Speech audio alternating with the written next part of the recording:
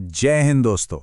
आज हम एक ऐसे सवाल पर बात करने वाले हैं जो हम सब के लिए बहुत ज़रूरी है, पर जिसका जवाब सच कहूं तो ज़्यादातर लोगों को ठीक से पता ही नहीं है। सवाल यह है कि भारत में आपकी नागरिकता का असली कानूनी सबूत आखिर है क्या? एक मिनट के लिए सोचिए। मान लीजिए कल सुबह आपके दरवाजे पर कोई सरकारी अधिकारी आता है और आपसे बस एक ही सवाल पूछता है, क्या आप साबित कर सकते हैं कि आप भारत के नागरिक हैं? आप क्या करेंगे? कौन सा कागज दिखाएंगे? हम में से ज्यादातर लोग बिना एक पल सोचे तुरंत अपना वॉलेट या फाइल निकालेंगे। कोई अपना आधार कार्ड आगे करेगा, कोई वोटर आईडी, तो कोई शायद अपना पासपोर्ट दिखाएगा। हो सकता है पैन कार्ड या राशन कार्ड भी सबूत के तौर पर सामने रख दिया जाए। आखिरकार यही तो वो दस्तावेज हैं जिन्हें हम अपनी पहचान का सबसे बड़ा सबूत मानते आए हैं, है ना? लेकिन अब जो मैं बताने जा रहा हूं उसे सुनकर आप चौंक जाएंगे।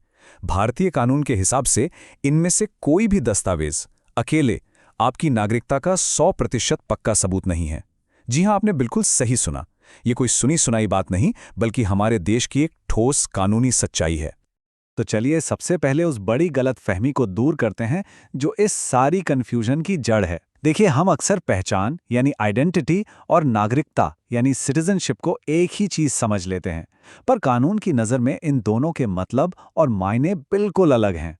जरा इस स्क्रीन पर ध्यान दीजिए। आपका आधार कार्ड बताता है कि आप कौन हैं और कहाँ रहते हैं, मतलब ये आइडेंटिटी और रेजिडेंस का प्रूफ है। वोटर आईडी कार्ड ये दिखाता है कि आपको वोट देने का अधिकार है।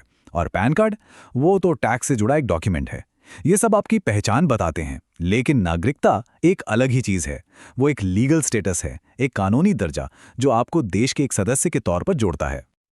और ये सिर्फ कोई थियरी नहीं है, देश की सबसे बड़ी अदालत ने भी इस पर मोहर लगाई है। 2018 के मशहूर केएस पुट्टुस्वामी केस में सुप्रीम कोर्ट ने साफ साफ कहा था कि आधार नागरिकता का प्रमाण नहीं है, बल्कि दिल्ली हाईकोर्ट ने भी ये कहा है कि पासपोर्ट एक मजबूत सबूत हो सकता है, लेकिन वो भी आखिरी या निर्णायक सबूत नहीं माना जा सकता। तो अब सवाल ये उठता है कि अगर ये सारे कार्ड्स नागरिकता साबित नहीं करते, तो फिर असली नियम क्या है? ये नियम हमें कहाँ मिलेंगे? इसका सीधा जवाब है भारत के नागरिकता अधिनियम 1955 में। चलिए जरा समझते हैं कि ये बुनियादी कानून क्या कहता है। तो ये जो सिटीजनशिप एक्ट 1955 है, ये वो मेन रूल बुक है जो तय करती है कि कौन भारतीय नागरिक बन सकता है, कैसे बन सकता है और किन हालात में नागरिकता खत्म हो सकती है। नागरिकता पाने के वैसे तो कई तरीके हैं, जैसे वंश से, रजिस्ट्रेशन से, लेकिन हम में से ज्यादातर लोगों के लिए ये रास्ता जन्म से तय होता है। पर यही मामला थोड़ा सा पेचीदा हो जाता है, क्योंकि जन्म से नागरिकता के नियम समय के साथ बदलते रहे हैं। देखिए, 1 जुलाई 1987 से पहले अगर आप भारत की धरती पर पैदा हो गए तो आप नागरिक बन गए, बात खत्म। फिर 1987 से 2004 के बीच नियम बदला।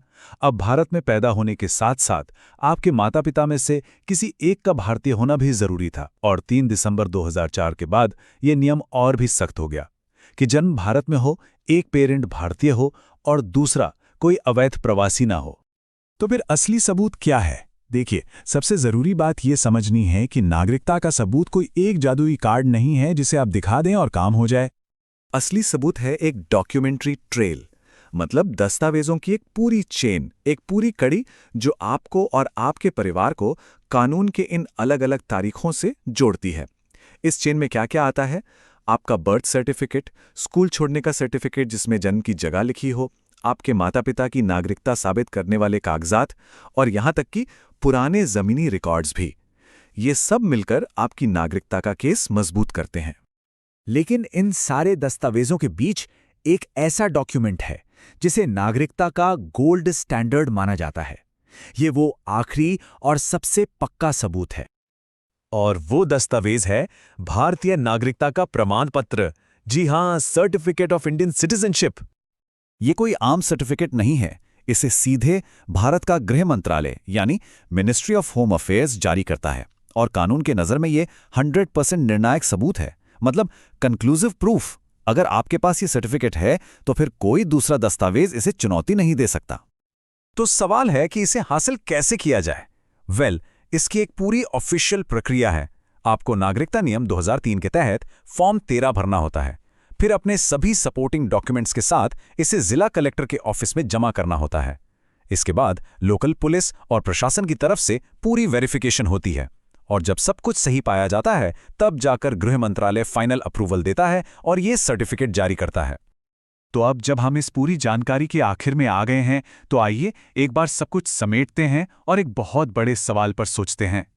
तो आज का सार ये है, हमारे रोजमर्रा के आईडी कार्ड जैसे आधार या वोटर आईडी हमारी पहचान, पता और दूसरी सुविधाओं के लिए हैं। यह हमारी नागरिकता का कानूनी सबूत नहीं है। पासपोर्ट एक मजबूत डॉक्यूमेंट जरूर है, पर वो भी फाइनल नहीं है। नागरिकता का सिर्फ और सिर्फ एक ही निर्णायक सबूत है, और वो है गृह मंत्रालय से मिला सिटीजनशिप सर्टिफिकेट। ये सारी जानकारी हमें एक बहुत जरूरी सवाल पर लाकर छोड़ देती है, भविष्य से जुड़ा सवाल। इस पूरी कंफ्यूजन को हमेशा के लिए खत्म करने के लिए क्या भारत को एक सिंगल यूनिवर्सल नागरिक आईडी कार्ड की जरूरत है? एक ऐसा कार्ड जो हर भारतीय के लिए नागरिकता का साफ और एकमात्र सबूत हो? इस पर गंभीरता से सोचने की जरूरत है। तो अगली बार जब कोई कहे कि आधार ही उसकी नागरिकता का सबूत है, तो आप असली कानूनी सच्चाई जानते होंगे। ऐसी ही जानकारी के लिए सब्सक्राइब कीजिए ऑल कैन स्टडी को। Thank you. चलिए अगले टॉपिक पर मिलते हैं।